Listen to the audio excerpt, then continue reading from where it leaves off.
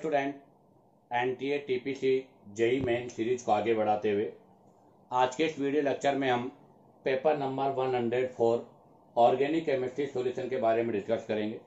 आप वीडियो को लास्ट तक जरूर देखें बेटा, क्योंकि मैं हर क्वेश्चन को उसके कॉन्सेप्ट के साथ एक्सप्लेन करूंगा ताकि आप लोगों का रिवीजन हो जाए और अगर आप लोगों को कोई किसी कॉन्सेप्ट में प्रॉब्लम हो तो वो भी क्लियर हो जाए। तो देखिएगा, इस पेपर का फर्स्ट क्वेश्चन है 9।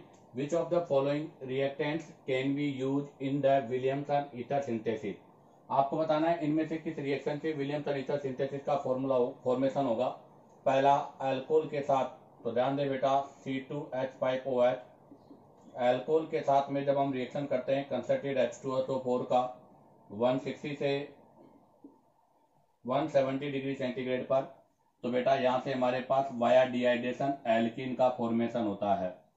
और अगर यही रिएक्शन 110 से 120 के आसपास करेंगे तो यहाँ से हमारे पास CH3O CH2 CH3 ईथर का फॉर्मेशन होगा। बट विलियमसन ईथर सिंथेसिस नहीं है, ये डिहाइड्रेशन का पार्ट है, इसलिए फर्स्ट ऑप्शन आपका रॉन्ग है।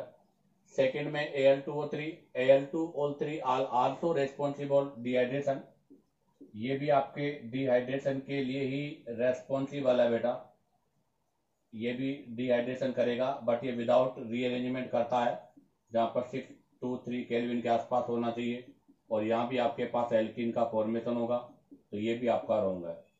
थर्ड ऑप्शन देखिएगा C2H5Cl और C2H5ONA, बिल्कुल थर्ड ऑप्शन में C2H5Cl, इसका रिएक्शन करना है C2H5ONA।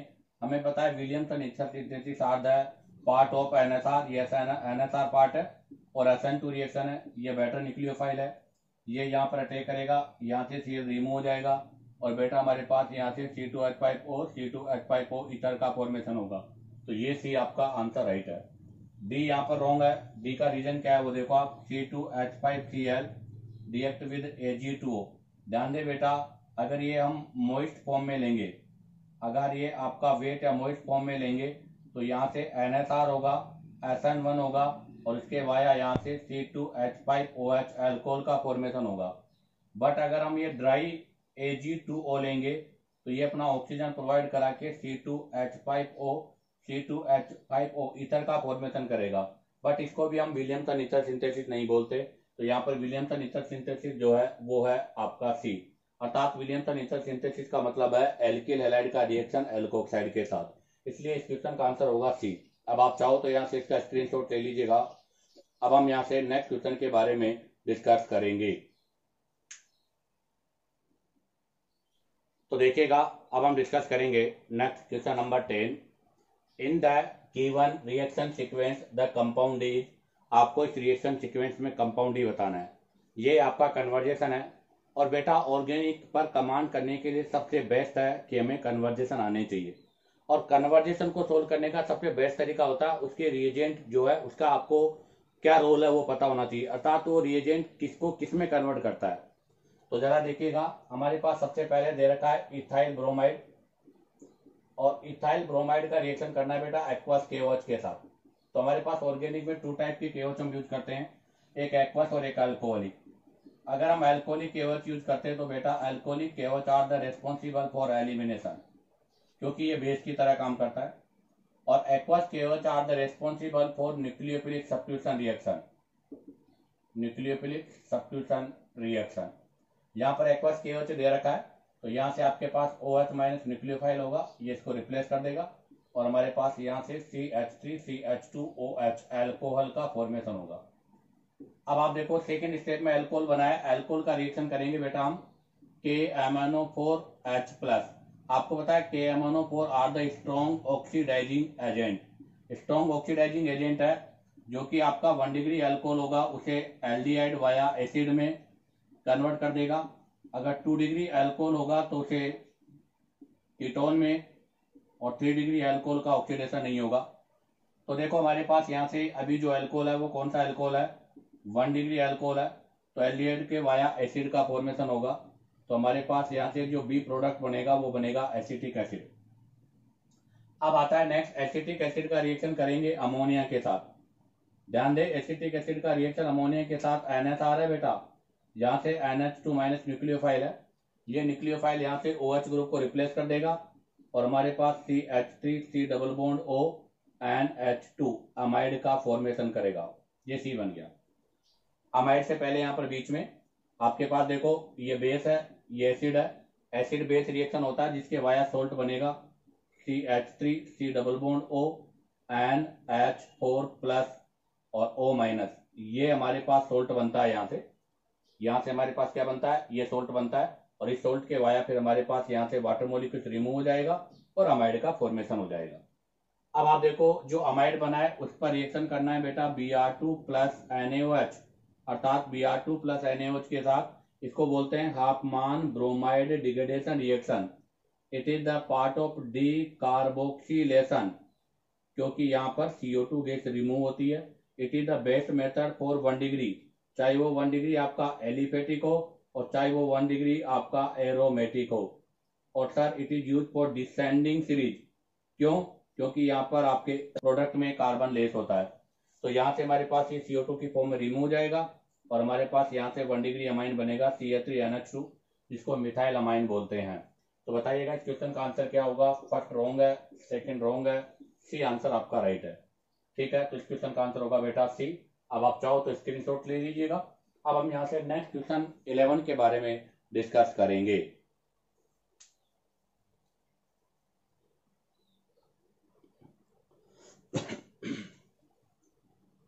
तो देखिएगा अब हम डिस्कस करेंगे next question number 11। Question number 11 है कि डी ग्लूकोज NaBH4 के साथ रिडक्शन करेंगे X बनेगा, डी मेनोज NaBH4 के साथ रिडक्शन करेंगे Y बनेगा, डी फ्रक्टोज NaBH4 के साथ रिडक्शन करेंगे प्रोडक्ट बनेगा। What will be product in the third reaction. आपको बताना है कि थर्ड रिएक्शन में प्रोडक्ट क्या बनेगा। Only X, only Y, neither X और Y, और बोथ X एंड Y। तो उससे पहले मैं आपको क्लियर करता हूं D glucose CHO C C C C C।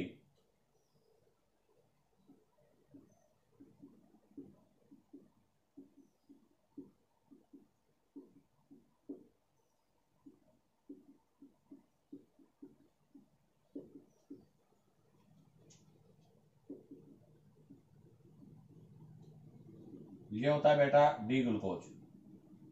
और अब आता है डी फ्रक्टोज।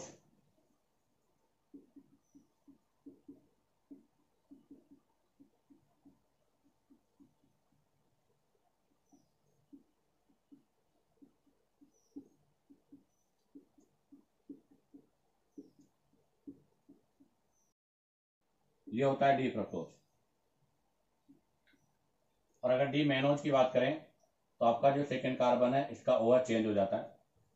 अब आपको पता होना चाहिए कि सर डी ग्लूकोज और D fructose are the tautomers. यहां पर हमारे पास ये जो एल्डिहाइड है, इस एल्डिहाइड में यहां पर से टोटोमेरिज्म होता है। टोटोमेरिज्म के वाया यहां पर कीटोन हो जाता है और वहां पर अल्कोहल का फॉर्मेशन हो जाता है। तो इसका मतलब हम बोलेंगे कि D glucose and D fructose are tautomer. ये दोनों एक दूसरे के टोटोमर्स हैं, अर्थात दोनों सिमिलर स्ट्रक्चर है। और आपको पता है कि डी ग्लूकोज और डी मेनोज जो हैं वो आपके एपीमर्स हैं। ध्यान रखना, D glucose and D mannose are epimers. ये दोनों आपके एपीमर्स हैं। अब आपको पता है अगर ये एपीमर्स हैं तो ये भी टोटोमर्स का पार्ट होंगे। तो बेटा डी ग्लूकोज, डी मेनोज और डी फ्रक्टोज ये सभी आपस में टोटोमर्स होते हैं। और अगर ये सभी टोटोमर्स हैं तो इनका स्ट्रक्चर सिमिलर होगा। अगर इनका स्ट्रक्चर सिमिलर होगा तो इनके रिडक्शन से जो प्रोडक्ट बनेगा वो भी सेम होगा। तो अगर यहाँ से X बन रहा है, यहाँ से Y बन रहा है, तो डी फ्रक्टोज के अंदर जो प्रोडक्ट बनेगा वो प्रोडक्ट भी आपका क्या होगा बेटा, बोथ X एंड Y दोनों ही होगा। तो इसी के साथ क्वेश्चन नंबर 11 का आंसर होगा बेटा डी, अर्थात डी फ्रक्टोज का जब हम रिडक्शन करेंगे तो X और Y दोनों ही प्रोडक्ट का फॉर्मेशन होगा। अब आप चाहो तो यहाँ से इसका स्क्रीनशॉट ले लीजिएगा। अब हम यहाँ से नेक्स्ट क्वेश्चन के बारे में डिस्कस करेंगे। तो देखिएगा अब हम डिस्कस करेंगे बेटा next question number 12। Question number 12 में आपको एल्कीन गिवन है और एल्कीन पर एक बार रिएक्शन करना है H3O, अर्थात addition of water on alkene. तो इसके बारे में मैं आपको क्लियर कर दूं। तो बेटा addition of water on alkene ये रिएक्शन है जो जनरली 3 कैटालिस्ट के साथ यूज होती है। एक तो आपके सामने गिवन है H2OH+, जहां पर हम डाइल्यूट H2SO4 को यूज करते हैं। एक में है HgOAc2 water NaBH4 reduction in base medium, और एक आपके सामने और गिवन है BH3THF, सेकेंड स्टेप में हाइड्रोजन पेरोक्साइड इन बेस मीडियम।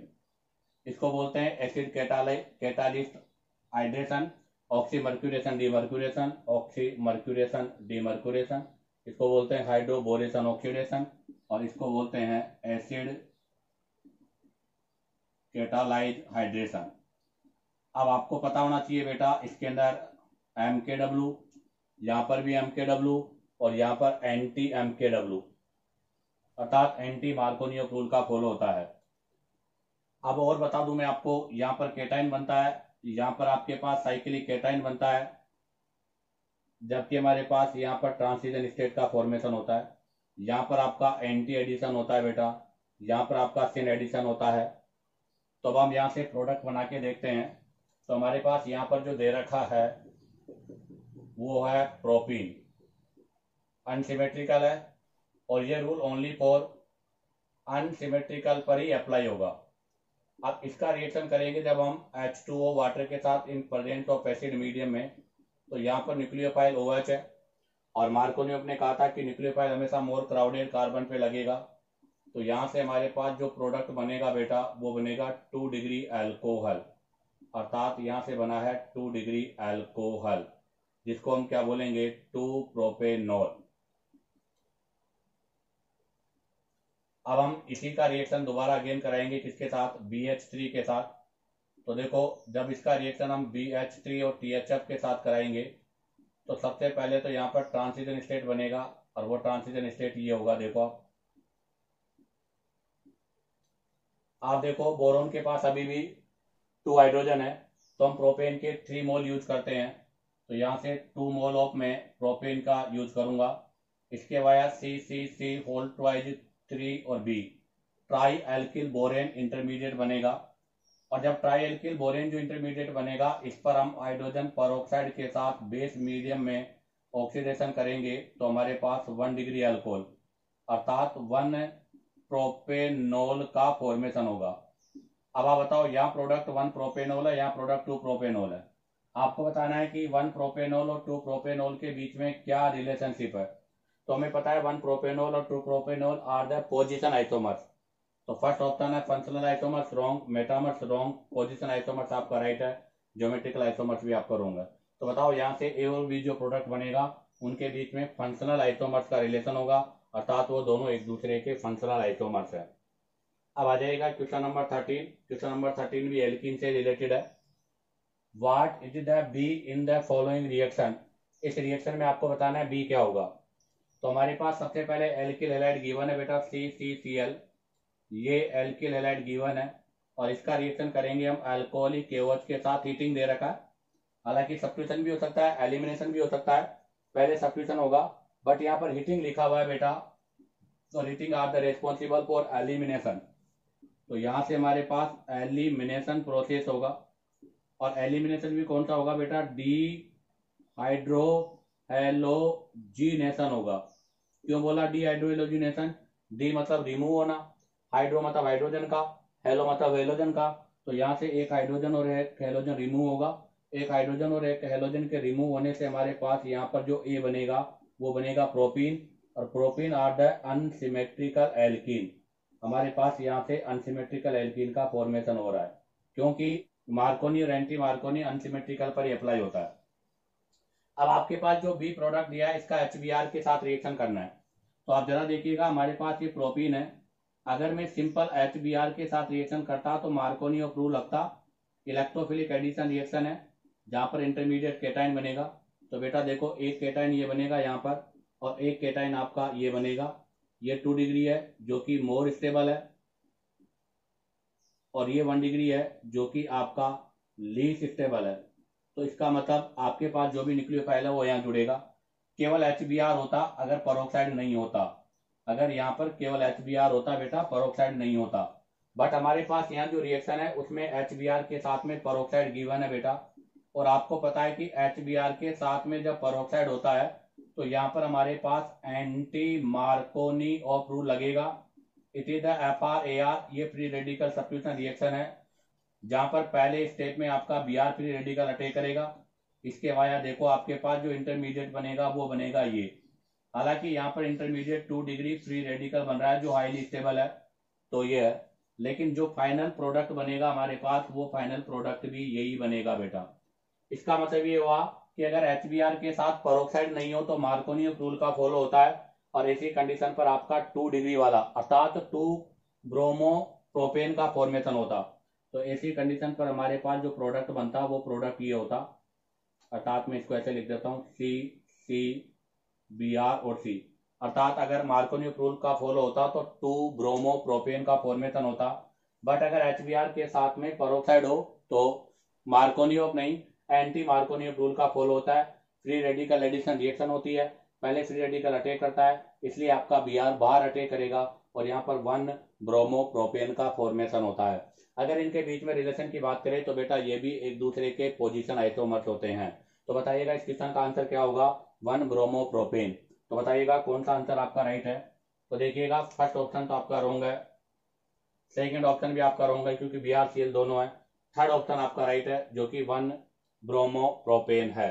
तो क्वेश्चन 12 का आंसर तो होगा बेटा C, पोजिशनल आइसोमर्स, और क्वेश्चन 13 का आंसर होगा 1 ब्रोमो प्रोपेन। इसी के साथ आपका क्वेश्चन 12 और 13 कंप्लीट होता है। अब आप चाहो तो यहाँ से इसका स्क्रीनशॉट ले लीजिएगा।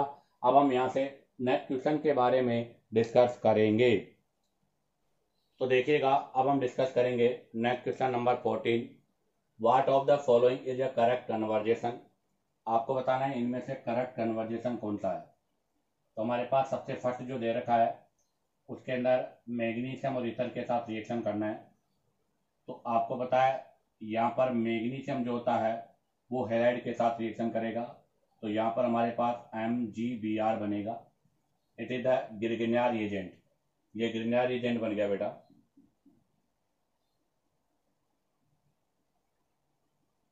अब ये ग्रिग्नियर रिएजेंट रिएक्शन करेगा फॉर्मेल्डिहाइड पर। आपको पता होना चाहिए कि सर जब ग्रिग्नियर रिएजेंट का फॉर्मेल्डिहाइड पर रिएक्शन होगा तो 1 डिग्री अल्कोहल का फॉर्मेशन होगा, क्योंकि यहाँ पर एसिडिक मीडियम में हाइड्रोलाइसिस भी है। तो पहले मैं एडिशन कर लेता हूँ, बाद में हाइड्रोलाइसिस करेंगे।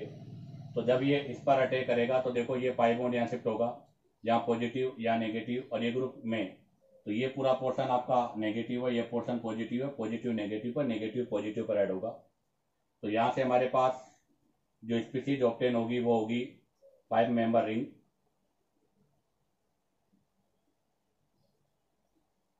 इसके अलावा आपके पास जो ग्रिग्नियर रिएजेंट है वो इसको भी यहाँ से ब्रेक करेगा। तो यहाँ पर हमें 2 मोल ग्रिग्नियर रिएजेंट के चाहिए, तो यहाँ से हमारे पास CH3MgBr के 2 मोल चाहिए। तो जरा हम 2 मोल यहाँ ग्रिग्नियर रिएजेंट के लेंगे तो यहाँ पर भी मिथाइल, यहाँ पर भी मिथाइल, और यहाँ पर बन जाएगा, सॉरी पहले स्ट्रक्चर बना दूँ, ये रिंग हो गई। अब यहाँ पर देखो ये जो आपका है ये अल्कोहल में चेंज हो जाएगा और यहाँ पर आपके 2 मिथाइल ग्रुप आ जाएंगे। ये वाला पोर्शन भी आपका यहाँ से अल्कोहल में चेंज हो जाएगा, और ये वाला ग्रुप जब यहाँ जुड़ेगा, ये ग्रुप जब इस पर अटैक करेगा तो ये ग्रुप यहाँ आके अटैच हो जाएगा, तो यहाँ पर भी आपके पास CH2OH बन जाएगा। तो हमारे पास फर्स्ट क्वेश्चन में प्रोडक्ट ये होना चाहिए, बट यहाँ पर प्रोडक्ट में यहाँ पर 2 मिथाइल नहीं है, इसलिए फर्स्ट आंसर आपका रॉन्ग है। अब आता है सेकंड B, अगेन वही Mg प्लस ईथर के साथ। आपको पता है कि एल्किल हैलाइड जब मैग्नीशियम प्लस ईथर के साथ रिएक्शन करेगा, यहाँ से आपके पास हैलाइड है Br, इसका रिएक्शन करोगे आप मैग्नीशियम के साथ इन प्रेजेंस ऑफ ईथर, तो अगेन हमारे पास यहाँ से ग्रिग्नियर रिएजेंट ऑब्टेन होगा। ये ग्रिग्नियर रिएजेंट हो गया। अब इस ग्रिग्नियर रिएजेंट का रिएक्शन करना है एथेनॉल के साथ। याद करो एथेनॉल जो होता है बेटा वो आपका एसिड हाइड्रोजन कंटेनिंग ग्रुप होता है, और जब ग्रिग्नियर रिएजेंट का रिएक्शन हम एसिड कंटेन हाइड्रोजन के साथ करते हैं तो ये पूरा group replace by H hydrogen से रिप्लेस हो जाएगा, तो इसके वाया हमारे पास यहाँ से साइक्लोब्यूटीन का फॉर्मेशन होगा, जबकि यहाँ पर ऐसा नहीं है, तो ये भी आपका रॉन्ग है।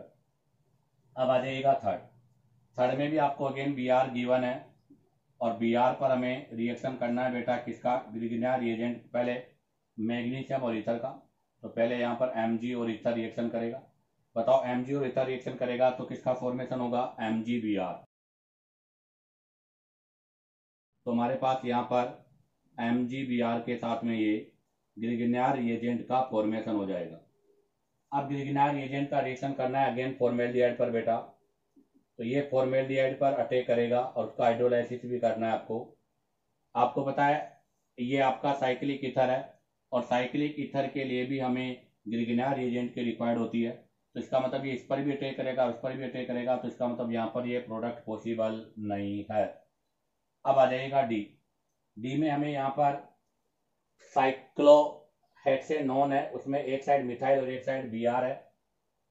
उस पर सबसे पहला zinc amalgam plus concert HCl। ध्यान रखना बेटा, zinc amalgam plus concerted HCl को बोलते हैं Clemmensen reduction. It is a Clemmensen reduction. क्या करता है क्लेमेंसन रिडक्शन, वो क्लियर कर दूं। कार्बोनिल ग्रुप का अगर रिडक्शन हम zinc amalgam plus concerted HCl के साथ करते हैं तो इसको बोलते हैं क्लेमेंसन रिडक्शन, और यहां से आपका जो कार्बोनिल ग्रुप है वो मेथिलीन में कन्वर्ट हो जाता है। तो सबसे फर्स्ट रिएक्शन में आपका जो ग्रुप है वो यहां से कन्वर्ट होकर इधर मिथाइल हो जाएगा, इधर Br हो जाएगा, और यहाँ पर मेथिलीन का फॉर्मेशन हो जाएगा। अब इसका रिएक्शन करना है मैग्नीशियम के साथ, ग्रिग्नियर रिएजेंट बन जाएगा बेटा। तो जब इसका रिएक्शन हम मतलब मैग्नीशियम के साथ करेंगे तो यहाँ तो मिथाइल होगा, बट यहाँ पर MgBr ग्रिग्नियर रिएजेंट बन गया। अब इसका रिएक्शन करना नहीं है, इसका हाइड्रोलाइसिस करना है, और जब आपका इसका यहाँ से हाइड्रोलाइसिस करोगे बेटा तो आपको पता है हाइड्रोलाइसिस का मतलब यहाँ पर प्रोटॉन है, और वही प्रोटोनिक हाइड्रोजन इसको रिप्लेस कर देगा, और प्रोटोनिक हाइड्रोजन इसको रिप्लेस कर देगा, तो यहाँ से हमारे पास हाइड्रोकार्बन का फॉर्मेशन हो जाएगा। तो इसका कौन सा आंसर राइट है बेटा, डी आंसर आपका राइट है। तो यहाँ से एक कंक्लूजन तो ये है कि आप इस चीज को ध्यान रखना, अगर बेटा RMgX ग्रिग्नियर रिएजेंट का रिएक्शन हम कभी भी एक्टिव हाइड्रोजन अर्थात एसिडिक हाइड्रोजन कंटेनिंग ग्रुप के साथ करते हैं तो हमेशा एल्केन का फॉर्मेशन होता है, जो कि आपके बी और डी ऑप्शन में था। जबकि अगर हम ग्रिग्नियर रिएजेंट का रिएक्शन आपके कार्बोनिल ग्रुप के साथ करते हैं तो वहां न्यूक्लियोफिलिक एडिशन के वाया अल्कोहल का फॉर्मेशन होता है। इसी के साथ आपका इक्वेशन कंप्लीट होता है। अब आप चाहो तो यहाँ से इसका स्क्रीनशॉट ले लीजिएगा। अब हम यहाँ से नेक्स्ट क्वेश्चन के बारे में डिस्कस करेंगे। तो देखिएगा, अब हम डिस्कस करेंगे next question number 15। Which of the following does not show functional isomerism. आपको बताना है कि इनमें से कौन सा फंक्शनल आइसोमेरिज्म शो नहीं करता। तो एक क्लियर पॉइंट कर दूं कि सर फंक्शनल आइसोमेरिज्म के लिए एक पाई या एक रिंग का होना जरूरी है, अर्थात फंक्शनल आइसोमेरिज्म वो शो करेंगे जिनका ड्यू 1 होता है। तो आप जरा देखिएगा, हम सबसे पहले फर्स्ट का ड्यू निकालेंगे। तो 2 मल्टीप्लाई बाई कार्बन प्लस का 2 माइनस का हाइड्रोजन डिवाइड बाई 2। तो बताओ क्या हो गया, 2 2 जा 4, 4 2 6, 6 में से 6 गए तो 0, 0 में 2 का डिवाइड किया तो 0। इसका ड्यू 0 है, बट आपको पता है बेटा ये जो है वो CnH2n प्लस 2O इस फॉर्मूले का फॉलो कर रहा है, जहां से हमारे पास 1 मोल तो बनेगा अल्कोहल का और 1 मोल बनेगा ईथर का। तो यहाँ पर ड्यू 0 होने के बाद भी अल्कोहल और ईथर होने की वजह से फंक्शनल आइसोमेरिज्म शो करेगा। सेकेंड ऑप्शन में हम ड्यू निकालेंगे तो 2 मल्टीप्लाई बाई 3 प्लस का 2 माइनस का 8 डिवाइड बाई 2। 3 2 जा 8, 8 2 10, 10 में से 8 गए तो 2, 2 में 2 का डिवाइड किया 1। इसका ड्यू 1 आ रहा है तो ऑलरेडी फंक्शनल आइसोमर होगा। फिर भी अगर बताऊं तो ये हमारे पास यहाँ पर CnH2n प्लस 2O इस फॉर्मूले का फॉलो कर रहा है। अगर इस फॉर्मूले का फॉलो कर रहा है तो इसका मतलब ये भी आपके डबल बॉन्डेड के साथ है। तो देखो मैं यहाँ से CH2 डबल बॉन्ड CHOH ये बना सकता हूं। सॉरी, यहाँ पर देखिएगा 3 2 जा 6 और 2 8 हो गया, 8 में से 8 गया तो बेटा 0 आ गया इसका ड्यू। अगर इसका ड्यू 0 आ गया तो ये भी आपका CnH2n प्लस का 2O इसी एल्कोहल का फॉलो कर रहा है, जहां से हम चाहें तो CH3 CH2 CH2OH 1 मोल एल्कोहल का, और आप चाहो तो 1 मोल यहाँ पर हम ईथर का बना सकते हैं, यहाँ भी फंक्शनल आइसोमेरिज्म होगा। थर्ड है C4H10, इसका ड्यू निकालेंगे 2 मल्टीप्लाई बाई 4 प्लस का 2 माइनस का 10 डिवाइड बाई 2 इक्वल टू 0। इसका ड्यू भी 0 आ रहा है बेटा, बट आपको पता है ये एल्केन का फॉर्मूला है और एल्केन के अंदर फंक्शनल आइसोमर्स पॉसिबल नहीं है, इसलिए इस क्वेश्चन का आंसर होगा बेटा सी। नेक्स्ट में देखो C4H10 हो बेटा, इसका ड्यू भी आपके पास यहाँ पर 0 आ रहा है, बट ये CnH2n प्लस का 2O एल्कोहल का है, तो यहाँ से 1 मोल तो हम एल्कोहल का बना देंगे और 1 मोल हम चाहे तो यहाँ से ईथर बना देंगे, तो इनके अंदर भी फंक्शनल आइसोमर्स हो जाएगा। तो ध्यान दें ए, बी और डी इन तीनों में अल्कोहल और ईथर के रूप में फंक्शनल आइसोमर है, बट सी एक एल्केन है और एल्केन किसी के साथ फंक्शनल आइसोमर नहीं होता। और अगर मैं डिफरेंट पेयर्स की बात करूं तो मैं आपको यहाँ पर डिफरेंट पेयर्स बता देता हूं। देखो एल्कीन के साथ में तो साइक्लो एल्केन फंक्शनल आइसोमर्स होता है, एल्काइन के साथ में साइक्लो एल्कीन और एल्काडाइन ये फंक्शनल आइसोमर्स होते हैं। अल्कोहल के साथ में ईथर, अल्कोहल के साथ में फिनोल, ऐसे ही अगर बात करें तो एल्डिहाइड कीटोन, ऐसे ही अगर ऐसे ही बात करूं तो acid ester, 1 degree 2 degree 3 degree amine, 1 degree 2 degree 3 degree amide, keto enol, ये आपके nitro nitroso cyanide isocyanide, nitro nitrile, ये सभी आपके फंक्शनल आइसोमर्स के पेयर होते हैं जो हमें डायरेक्ट लर्न होने चाहिए। तो इस क्वेश्चन का आंसर होगा बेटा सी। अब आता है क्वेश्चन नंबर 23। ये इंटीजर का क्वेश्चन है कि मिथाइल साइनाइड है, उसका रिडक्शन किया, पी बना, पी का हाइड्रोलाइसिस करा, क्यू बना, क्यू का हाइड्रोजन साइनाइड के साथ रिएक्शन किया, आर बना, आर का हाइड्रोलाइसिस किया, एस बना। The number of chiral carbon present in the product, आपको बताना है जो आपके पास यहाँ पर फाइनल प्रोडक्ट बन रहा है उसमें किरेल कार्बन कितने हैं। तो सिंपल सी बात है, सबसे पहले हमारे पास यहाँ मिथाइल साइनाइड है, तो मिथाइल साइनाइड का होता है CH3C ट्रिपल बॉन्ड एन, इसका रिडक्शन करेंगे बेटा, तो ध्यान रखना ये पार्शियली रिडक्शन को रिप्रेजेंट करता है, पार्शियली रिडक्शन, इसको बोलते हैं हम स्टेफन रिडक्शन, स्टेफन रिएक्शन है। यहाँ पर सबसे पहले इंटरमीडिएट बनेगा, 2 हाइड्रोजन है, तो देखो आप CH3 CH double bond NH, ये 2 हाइड्रोजन लगेंगे, साथ में HCl है तो यहाँ पर हम HCl को भी जोड़ देते हैं। कैसे होता है रिएक्शन ये क्लियर कर दूं मैं कि सर SnCl2 का रिएक्शन हम 2 मोल हाइड्रोक्लोरिक एसिड के साथ करते हैं, तो SnCl से SnCl4 का फॉर्मेशन हो जाता है और हमारे पास यहाँ से 2 हाइड्रोजन फ्री हो जाते हैं जो रिड्यूसिंग एजेंट का काम करते हैं। यहाँ पर Sn2 से +4 में हो गया अर्थात इसका ऑक्सीडेशन हो गया, तो ये अगले का रिडक्शन करेगा। यहाँ से हमारे पास जो पी प्रोडक्ट बनेगा वो क्या होगा कि जब इसका हम यहाँ से हाइड्रोलाइसिस कर देंगे तो यहाँ पर और यहाँ पर H2 हो जाएगा, तो हमारे पास यहाँ से प्रोडक्ट बनेगा बेटा CH3CHO, पी बन गया आपके पास एसिटाल्डिहाइड।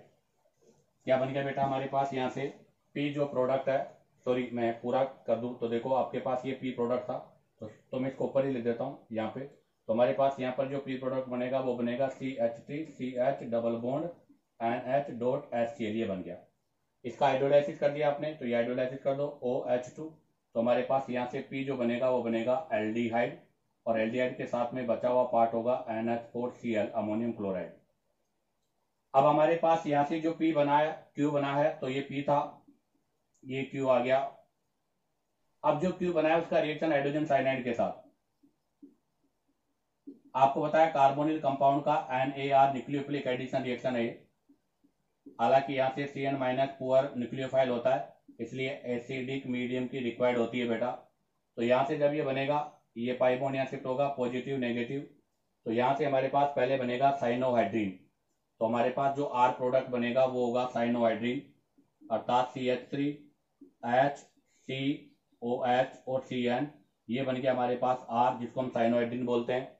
जो साइनोहाइड्रीन बनेगा उसका हाइड्रोलाइसिस करेंगे एसिडिक मीडियम में, तो आपको पता है साइनाइड के हाइड्रोलाइसिस से, अब ध्यान रखना 2 कंडीशन है, अगर साइनाइड है अगर उसका हम पार्शियली हाइड्रोलाइसिस करते हैं और एक करते हैं कंप्लीट, कंप्लीट का मतलब होता है डाइल्यूट HCl, और पार्शियली का मतलब होता है बेटा कंसर्टेड HCl, अर्थात यहाँ वाटर की अमाउंट लेस है। यहाँ पर प्रोडक्ट बनता है बेटा अमाइड, और यहाँ प्रोडक्ट बनता है बेटा एसिड। तो यहाँ पर एसिडिक मीडियम में हाइड्रोलाइसिस है कंप्लीट, तो यहाँ से हमारे पास जो प्रोडक्ट बनेगा वो बनेगा एसिड, और वो एसिड होगा लैक्टिक एसिड। ये बन गया आपके पास प्रोडक्ट, जिसको हम बोलते हैं लैक्टिक एसिड। अब बताओ इस लैक्टिक एसिड में कितने क्रेज सेंटर है? तो बेटा लैक्टिक एसिड में तो ओनली 1 क्रेज सेंटर है। तो बताइएगा इस क्वेश्चन का आंसर क्या होगा बेटा? 1।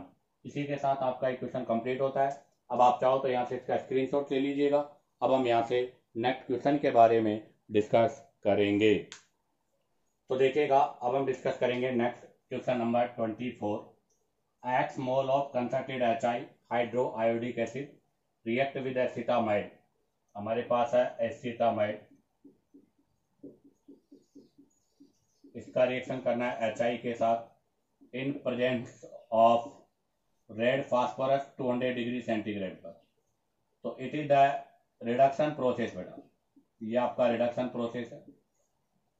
To form 1 mole of ethane, जहां से हमारे पास 1 मोल ऑफ इथेन बनेगा, साथ में वाटर, अमोनिया और I2 बनेगा।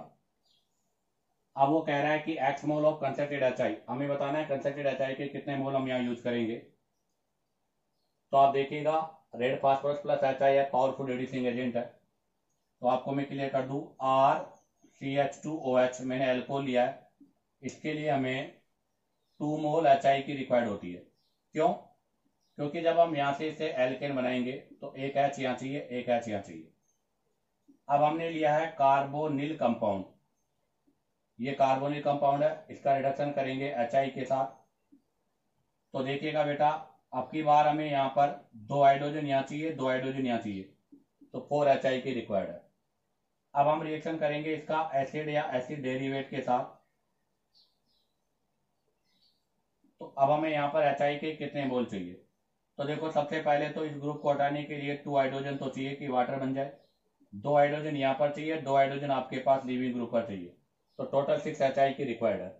तो बताइएगा X मोल कितने होंगे? तो बेटा यहाँ पर 6 HI होंगे, तो यहाँ पर 3I2 का फॉर्मेशन होगा। तो हमें पूछा था find out the value of X, तो बताइएगा X की वैल्यू क्या होगी बेटा? 6। इसी के साथ आपका एक क्वेश्चन कंप्लीट होता है। अब आप चाहो तो यहाँ से इसका स्क्रीनशॉट ले लीजिएगा। अब हम यहाँ से नेक्स्ट क्वेश्चन के बारे में डिस्कस करेंगे। तो देखिएगा अब हम डिस्कस करेंगे next question. Next question number 25। How many alcohol form the following set give geometrical isomers on dehydration. ये आपको अल्कोहल के सेट हैं, इनका डिहाइड्रेशन करना है, और डिहाइड्रेशन करने पर हमारे पास जो एल्किन बनेगी उसमें बताना है कौन जीआई करेगा। तो सबसे पहले तो मैं जीआई की कंडीशन बता दूं बेटा। ज्योमेट्रिकल आइसोमेरिज्म में डबल बॉन्डेड जो कार्बन है उसमें एक कार्बन पे लगे हुए दोनों ग्रुप डिफरेंट होने चाहिए। जिसमें ऐसा होगा वही ज्योमेट्रिकल आइसोमेरिज्म शो करेगा। सबसे पहला है प्रोपेन टू ऑल, तो आप देखिएगा ये है प्रोपेन टू ऑल।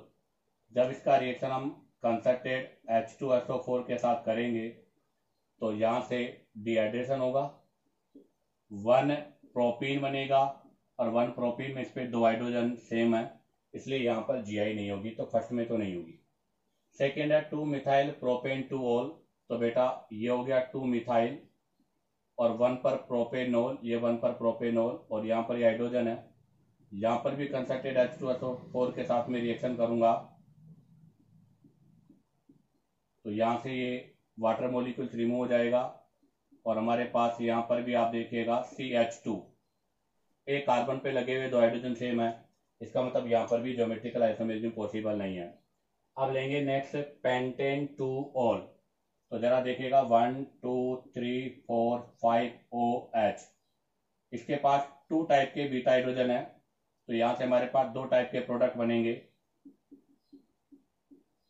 एक तो बनेगा 1 पेंटीन और एक बनेगा बेटा 2 पेंटीन। अब आप जरा देखिएगा 1 पेंटीन और 2 पेंटीन में से 1 पेंटीन में तो यहाँ पर CH2 है, इसलिए यहाँ पर जीआई पॉसिबल नहीं है। बट बेटा 2 पेंटीन में यहाँ पर ज्योमेट्रिकल आइसोमेरिज्म पॉसिबल है, और ज्योमेट्रिकल आइसोमेरिज्म के वाया यहाँ पर आपके पास दो आइसोमर्स बनेंगे, एक सिस का और एक ट्रांस का। इसका मतलब पेंटेन 2 ऑल जो होगा उसके अंदर ज्योमेट्रिकल आइसोमेरिज्म पॉसिबल है, क्योंकि यहाँ पर सेतजेप रूल लगेगा बेटा, और सेतजेप ने कहा था कि हमेशा मोर सब्स्टिट्यूटेड एल्कीन का ही फॉर्मेशन होगा, अर्थात मोर सब्स्टिट्यूटेड जो एल्कीन है वही मेजर प्रोडक्ट होगी। तो ये आपका मेजर प्रोडक्ट है, इसलिए यहाँ पर जीआई पॉसिबल है। Next number 4 ethanol.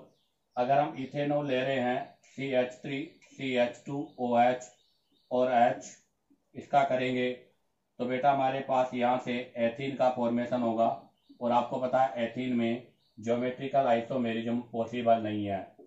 नेक्स्ट लिया है प्रोपेन 1 ऑल। प्रोपेन 1 ऑल ले रहा हूं मैं, CCCOH H, यहाँ से वाटर मॉलिक्यूल्स रिमूव होगा, अगेन 1 प्रोपीन बनेगा, 1 प्रोपीन में H2 है, तो यहाँ पर भी ज्योमेट्रिकल आइसोमेरिज्म पॉसिबल नहीं है। नेक्स्ट एग्जांपल ले रहा हूँ 2 मिथाइल प्रोपेन 2 ऑल। अब की बार मैंने 2 मिथाइल 2 प्रोपिनोल लिया है, यहाँ से वाटर मॉलिक्यूल्स रिमूव होगा, C double bond CH2, again एक कार्बन पे 2 हाइड्रोजन सेम है, यहाँ भी ज्योमेट्रिकल आइसोमेरिज्म पॉसिबल नहीं है। तो फर्स्ट में नहीं है, सेकंड में नहीं है, थर्ड में है, फोर्थ में नहीं है, फिफ्थ में नहीं है, सिक्स में नहीं है। अब लेंगे यहाँ से ब्यूटेन 1 ऑल। 7 नंबर ले रहा हूं मैं ब्यूटेन 1 ऑल। तो जरा आप देखिएगा, ये है ब्यूटेन 1 ऑल। जब यहाँ से एलिमिनेशन होगा तो बेटा हमारे पास यहाँ पर बनेगा ये, तो यहाँ से हमारे पास 1 ब्यूटीन बनेगी, और 1 ब्यूटीन के अंदर भी ज्योमेट्रिकल आइसोमेरिज्म पॉसिबल नहीं है। अब आता है नेक्स्ट आपका ब्यूटेन 2 ऑल। तो अब हम 8 नंबर ले रहे हैं ब्यूटेन 2 ऑल। बिल्कुल बेटा ब्यूटेन 2 ऑल में 2 एल्कीन का फॉर्मेशन पॉसिबल है, तो हम यहाँ से इस वाली एल्कीन का फॉर्मेशन करेंगे मेजर प्रोडक्ट के अकॉर्डिंग। तो यहाँ से हमारे पास 2 ब्यूटीन और 1 ब्यूटीन का फॉर्मेशन होगा बेटा, जिसमें से आपका 2 ब्यूटीन जो है वो मेजर होगा, और उसके अंदर ज्योमेट्रिकल आइसोमेरिज्म होगी, जहाँ से सिस और ट्रांस का फॉर्म होगा। तो इसका मतलब ब्यूट 2 ऑल में ज्योमेट्रिकल आइसोमेरिज्म पॉसिबल है। नेक्स्ट आता है हेक्स 3 ऑल, हेक्सेन 3 ऑल।